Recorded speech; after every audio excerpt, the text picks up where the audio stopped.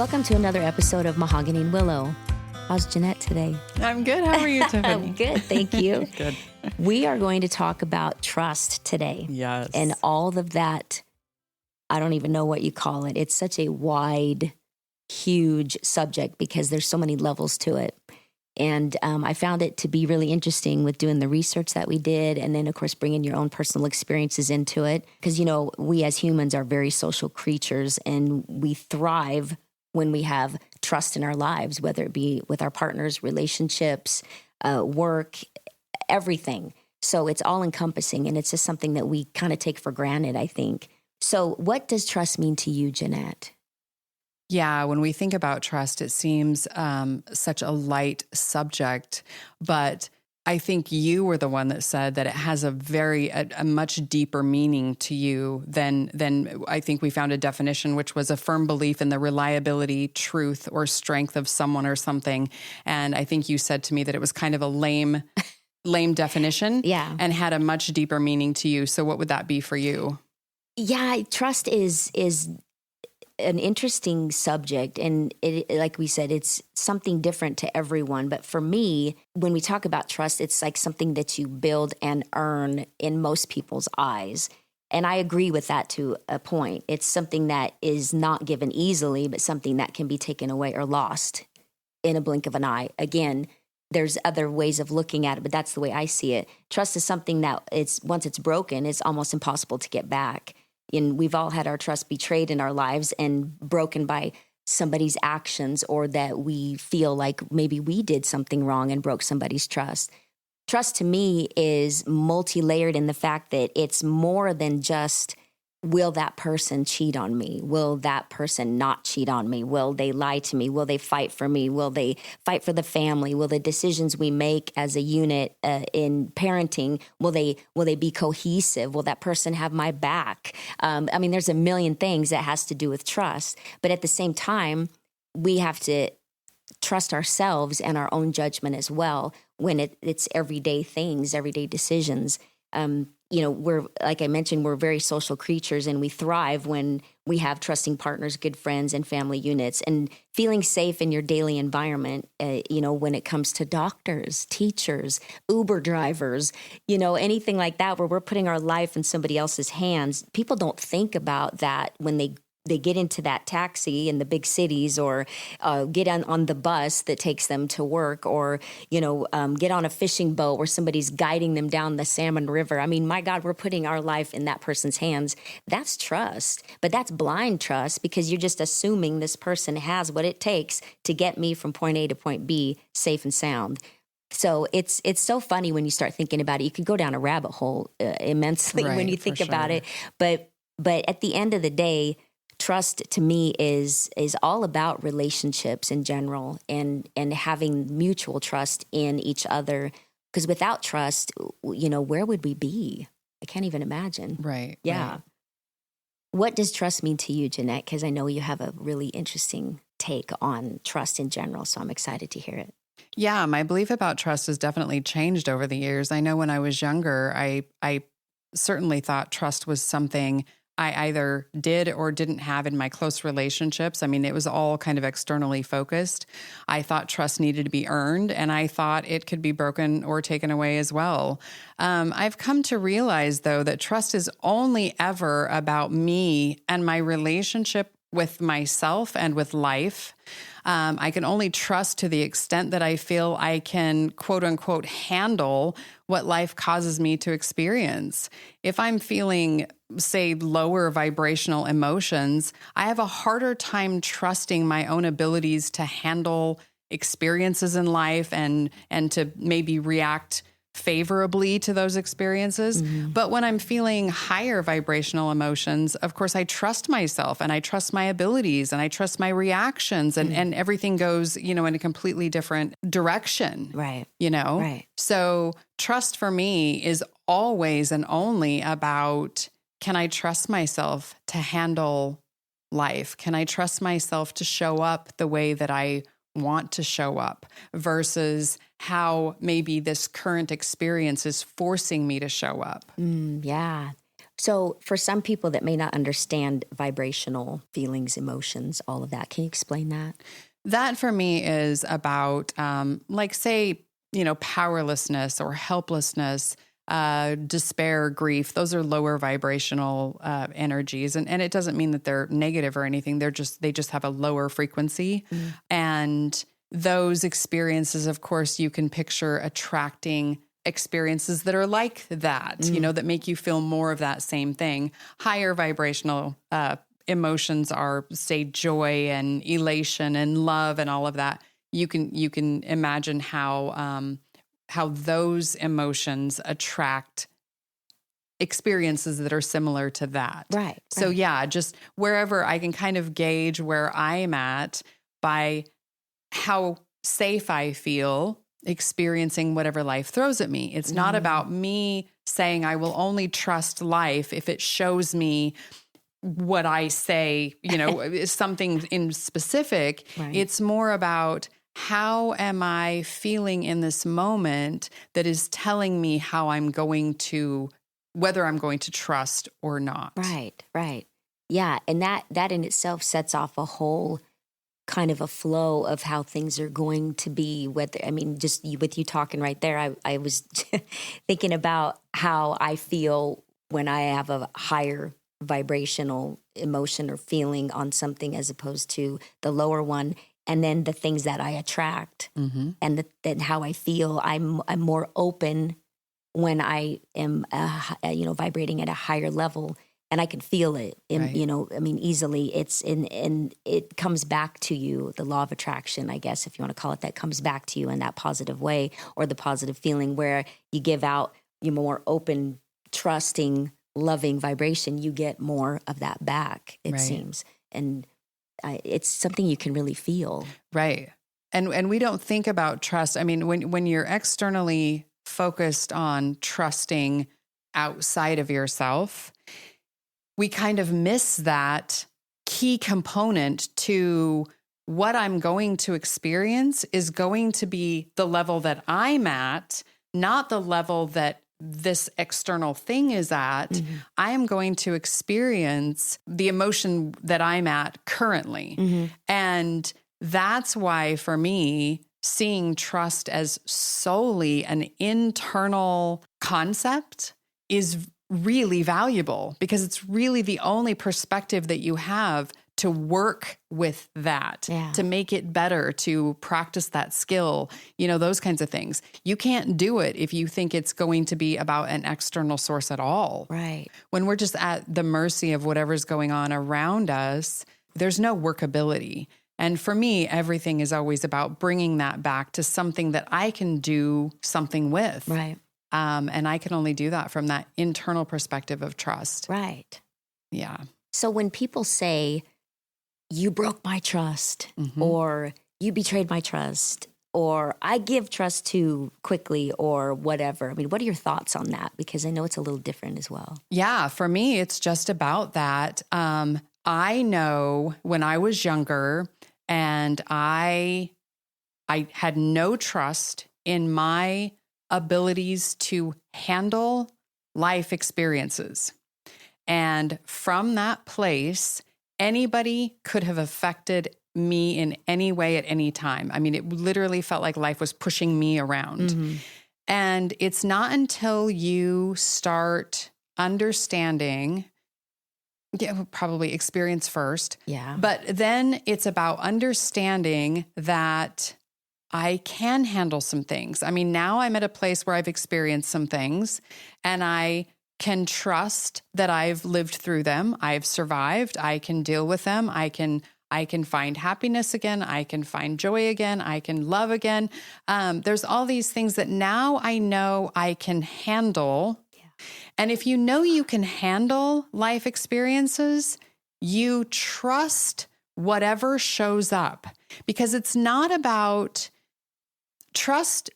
Almost feels like only if it's perfect, I can trust it. Yeah. I mean, from the perspective of not trusting my own ability to handle, I think that it's only if it's perfect, I can handle it, right, and I can trust it. That's not true. It's, can we be in the experience that's imperfect? can we be in the experience that we don't want and trust that we can handle that? Yeah. Because that's when you have not only trust, you have personal empowerment, there's so many other things that come along with that. Right. But it probably requires experiences in order to get there, which is unfortunate, but the way life works. Yeah. Yeah. Unfortunate is an interesting word in itself, because it's unfortunate we have to suffer. It's unfortunate we have to go through letdowns and painful things in our lives, but there's always the backside where there's the experience that brings you to your true self, that brings you to, being more evolved as a person and more knowledgeable about yourself, which brings more trust. And it's just this crazy circle. Sometimes you look at it and you go, what the hell? Is this some sick joke? We're supposed to go on this spinning ball and we learn lessons. We're born, we learn lessons, and then we die. And you think, man, I sure hope to hell I learn enough. Right. To get me to the point of where I'm at, I'm good. I've got a good life. I'm a good, solid human being. I'm trusting, I'm considerate, I'm loving. I've learned so much to be able to give back and then teach others along the way. But then again, you think about being a parent and about how you always want to teach your kids lessons in life. And then we think about the lessons in life that we didn't get taught. We got taught by the school of hard knocks. Then you think, okay, maybe I shouldn't let out the big secret about certain things about life, because your kids have to go through those lessons, and get the heart broke and get their asses kicked in the dirt, so to speak, and they get back up and they go, okay, now I'm going to learn from this. It's so funny because we want to spare them from all of those things that we went through. But then you look at where we are today and you go, I kind of like who I am today. I'm good. I mean, I feel like I'm learning every day, and that's the whole point, right? So it's this perpetual thing of, yes, I know I have to go through this. Yes, I'm glad I'm where I'm at. Yes, I feel like I'm a trusting human being, but I also feel like I'm super trustworthy as a human being as well. But how much did you go through to get there? Right. Well, and the trusting that what you just said is super interesting to me, because one of the things that we experience, especially when we're young, is we don't know ourselves very well. And if I'm going to trust another, I have to be able to trust myself. And we spend a huge part of our time pretending. I guess the word is pretending that we are certain kinds of people. And for me, it's interesting because I feel like we have an internal BS meter. And so often in life, we set off our own BS meter constantly. Yeah. Like, how many times are we in public and having a conversation with someone and we leave out the real parts of ourselves and we make ourselves sound like we've got it all together? Again, right. Your BS meter is going to go berserk. So then we go out into life trying to trust others. Well, we know better because we know that our own BS meter is going off all the time. Yeah. How would you trust another person to be authentically themselves when you, in your own mind, are constantly being your own paradoxical enemy in a way, just this constant relationship that you have with yourself that isn't authentic. Right. Who are you behind closed doors? Who are you in your relationship when nobody's looking? What kind of parent are you when you're tired and exhausted and just at your wit's end? Right. Those are the times where our BS meter's going off with alarms all over the place. And then we're trying to look at another human being and saying, can I trust you? Right. Well, of course not. How are you going to do that? Yeah. So in a sense, it would be interesting, instead of asking ourselves, can I trust another person? Can I trust that they're not going to cheat on me? Can I trust this or that or whatever? It's like, can you trust that you are in a relationship with an imperfect human being who's absolutely going to make mistakes? Yes. Yeah. Could you say 100,000% yes to that? Yes. And do you know that to be absolutely factual? Yes. Yeah. Can you trust that you are going to be the other flawed, imperfect individual in this relationship and that you're going to make mistakes. Yes. I mean, why are we not asking ourselves the questions that we can really get behind and say, I trust that? If I know that and I can stand in that place where I can trust those types of things, I can look at another human being and say, I absolutely trust you. I trust that you are going to hurt me. I trust that you are going to piss me off. I trust that I'm going to like you some days, and some days I'm going to want to kick your teeth in. Yeah. You know what I mean? And I trust that you will feel the same about me. Exactly. Yeah. And why are we not really investigating what can I absolutely trust? We're playing this game of how do I trust? How do I trust? Right. Well, you can't trust from there. Right. Can you trust from life is gonna spin you upside down? Yeah. Can you trust that? Yes. Absolutely. Can I trust that I'm not gonna have any idea how I'm gonna handle that? Yes. I mean, really, those are 100% I can trust those things. Right. And yet when we look at trust or the subject in itself, we think it's something else entirely. Yeah. It's true. Why can't we get behind those things? That's beautiful, though, just the way you laid that out, because again, trust is an amazing subject for sure.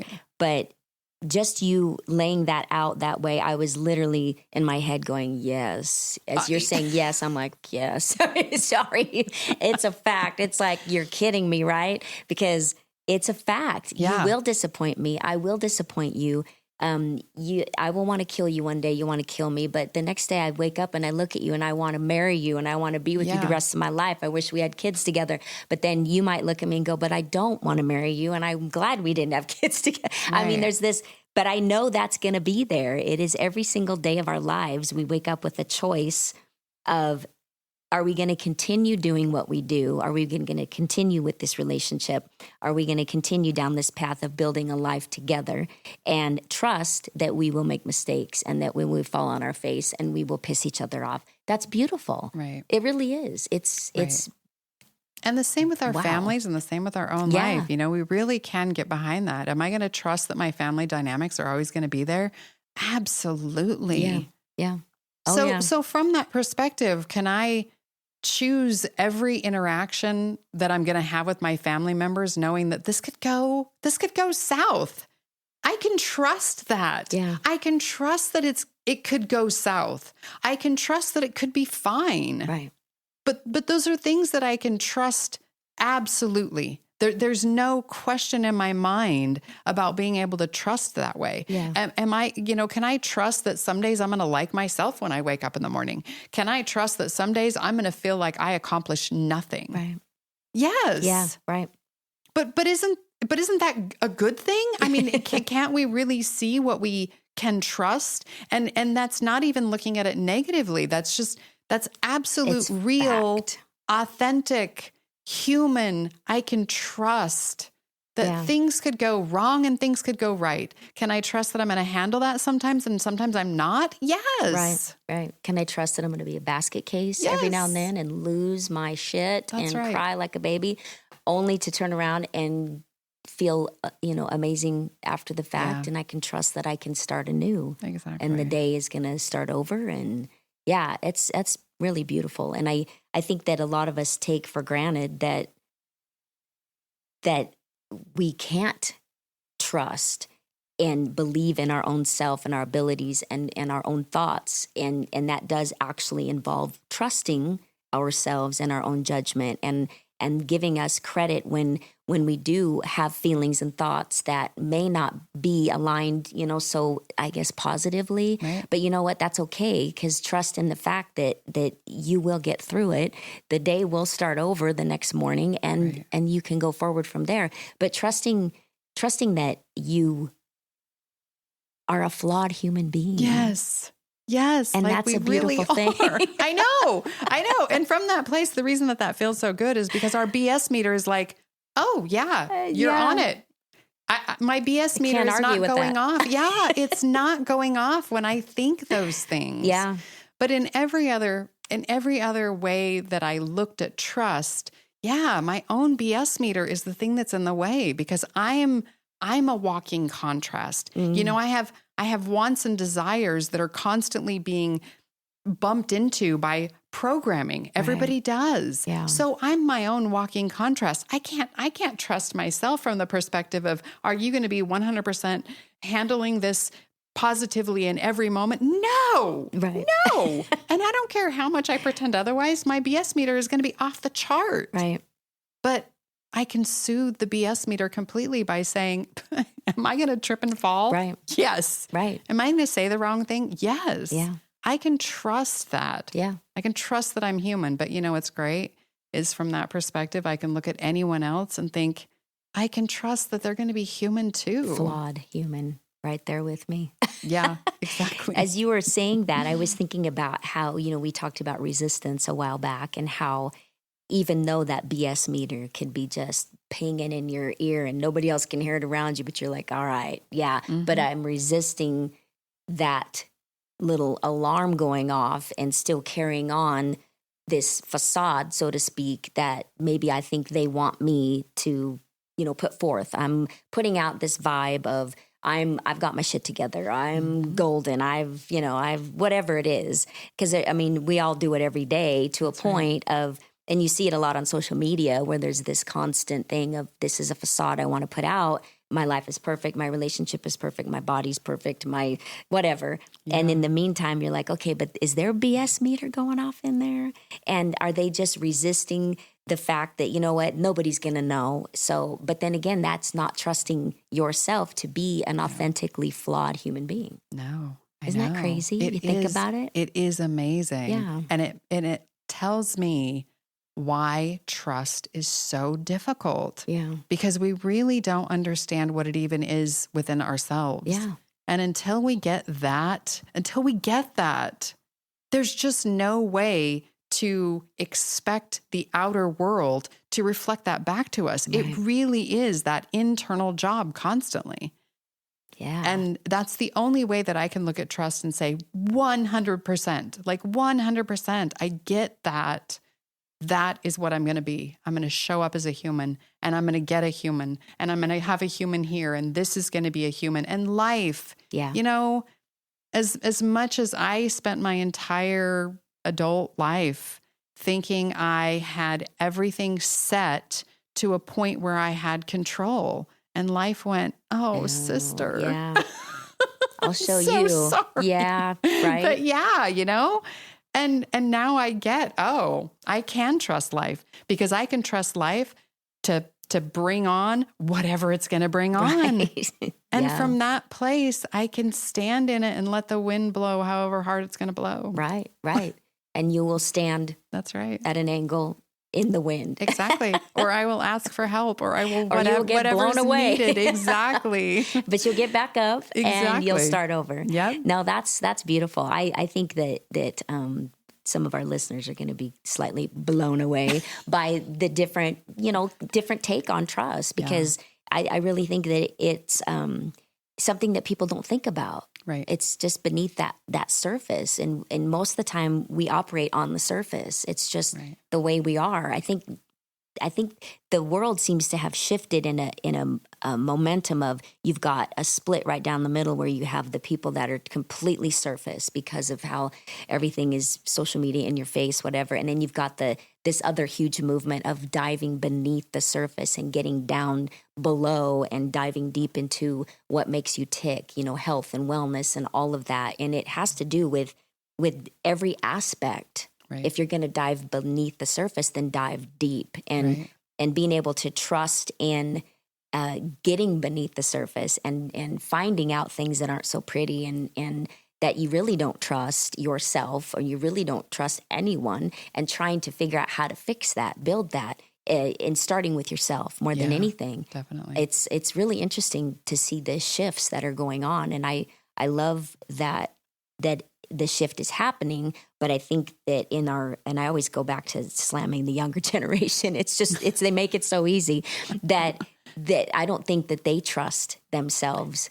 Well, at all. they haven't experienced enough life yet. That's the thing. I'm 54 and I'm just now coming to see, oh, okay. You have to hit so many walls. Right. You have to have so many things happen to you before you can even wrap your mind around what am I supposed to be looking at? I mean, that's just how we grow up. Our parents, our grandparents probably I know they did. They looked at us the same way. It's just that divide between young people are still running through life having experiences. I, and some people my age, are at the point where we've done that. And now we're at a reflective time. Right. So now we can look back and say, oh, I get how all those pieces fall together. And I almost feel bad because when I was in my 20s, reading books that were written by people in their 50s and 60s, I read the books. It resonated, but it didn't land. Oh, yeah. Because I had nothing to put it into. I had no life experience to say, oh, that makes sense to me. It resonated, fortunately, so it kind of hung out in the ethers of my experience. But until you have the reflective time, it's not supposed to land. Right. So for young people, don't even worry about what any of us old people are saying. I swear, just don't. Because you really are just at a phase where it's just live. Right. I am not of that phase anymore. Oh, yeah. I'm of the phase to reflect upon the living that's been done. Right. And those are different places to be. Right. And I can trust the reflective part. And I hope that the young people trust that they're just living life, that they're in that mode. And thank goodness, because they do things without thinking. And fortunately have the experiences that I am now reflecting upon in my own life. Do you know what I mean? Oh, yeah. I wouldn't have had the experiences that I have to reflect on if I had thought them through from this other perspective. But I just feel bad when young people hear older people or read a book or something that they think, oh, I should be living that life. Mm-hmm. No. You should not.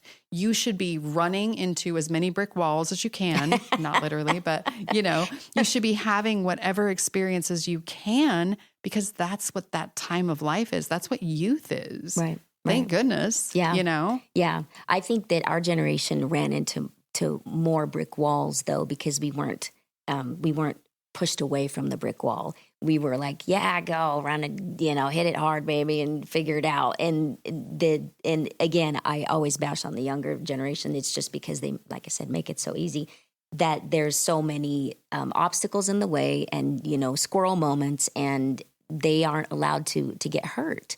And so I think that hinders so much when it comes to that growth process that we went through. And yes, the bad times will come, the pain will come, the lessons will come.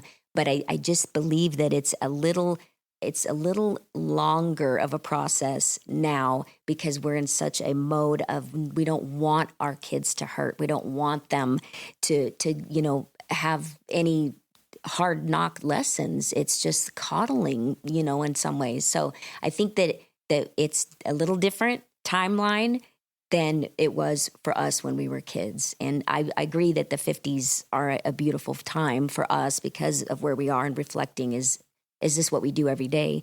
But it's interesting to look at the difference in generations, though. Oh, it is. It is. And I remember my grandma telling me things about her life that I think, we would have never, somebody my age would have never had those experiences either. So, right. So I think they're all valuable in and of themselves. We don't always know what the value is in the current generation or for the current generation until much later. Again, later. It's not until they're living their reflective years that it's even going to make sense. Right. And we might be gone by then. So who knows? We may never know what that culminates into. But but they're all absolutely meaningful for whatever their time is, for sure. We hope we've given you a fresh perspective on trust today and a new idea on what we can have 100% trust in, which is that we're human. Thank you for joining us on another episode of Mahogany and Willow. Because there's always something important to talk about.